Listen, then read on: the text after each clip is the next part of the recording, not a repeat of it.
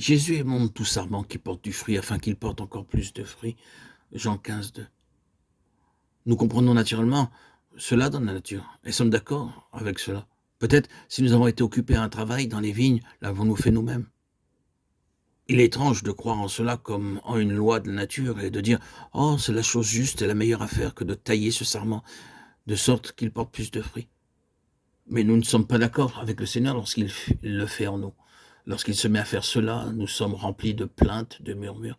Lorsque pour un peu de temps, il nous demande de rester à l'écart afin de nous préparer pour un fruit plus grand, nous ne sommes pas d'accord.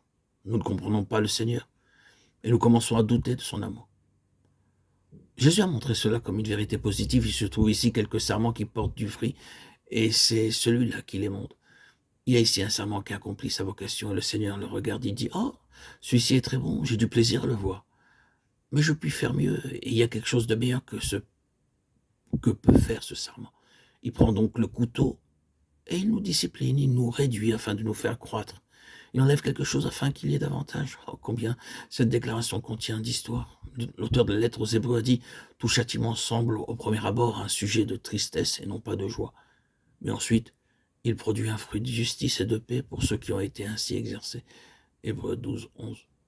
Ce n'est que dire d'une autre manière que le vigneron prend quelquefois le couteau et qu'il tranche profondément dans nos âmes.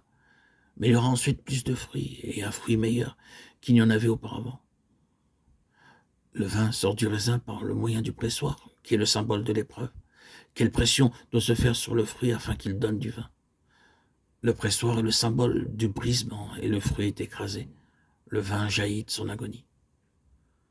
Le Seigneur Jésus a dit « Je suis le vrai cep ». Le prophète avait dit de lui qu'il foulerait le pressoir, lui seul. La croix était son pressoir. Combien il a été pressé, foulé par la croix. Il a été écrasé, brisé. Mais de ce brisement est sortie la vigne que nous avons, vous et moi, et que tant de croyants ont reçue dans toutes les nations. Cela est vrai dans une certaine mesure de son Église. Ce fut de ce brisement, de cet écrasement de l'Église que sortit la vie pour le monde. Et cela est vrai de chaque membre, de chaque sarment du cep. Si nous voulons accomplir ce ministère vivant et vrai, ce ne sera que par beaucoup de souffrance, par le pressoir, par la pression, par le brisement. Paul a dit, nous avons été excessivement accablés au-delà même de nos forces, 2 Corinthiens 1, 8. Mais quelle vie est sortie de la pression subie par cet homme? Il en est ainsi. Nous ne parlons pas de la prédication, de l'enseignement biblique, mais de ce grand ministère de Christ qui répand sa vie par nous.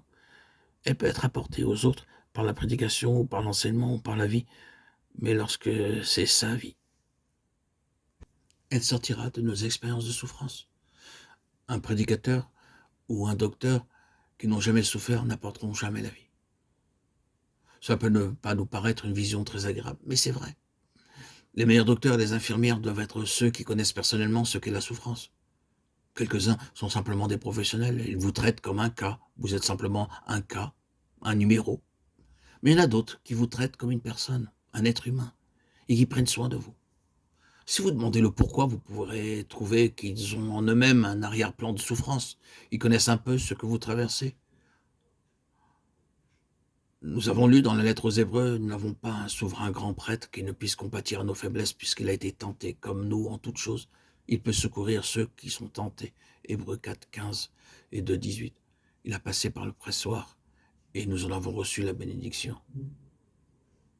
Est-ce pour cela que Paul a dit afin de le connaître lui et la communion de ses souffrances, Philippiens 3, 9.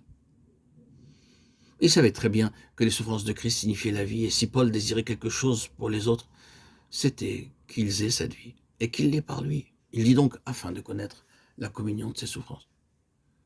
Cela peut ne pas être notre ambition, et nous pouvons ne pas aimer beaucoup cette pensée, mais que le Seigneur nous aide à considérer les choses de cette manière. Le Seigneur me fait passer dans le pressoir. Il me fait traverser un temps de grande pression. Je suis brisé et écrasé. C'est pourquoi le Seigneur veut avoir plus de fruits, plus de vie, et il veut que d'autres encore aient la vie. C'est la nature de sa vie de tendre vers d'autres. C'est la vraie vigne. Tout ce qui n'a pas cette nature est la vigne fausse. Je suis le cep, vous êtes les sarments. Jean 15, 1.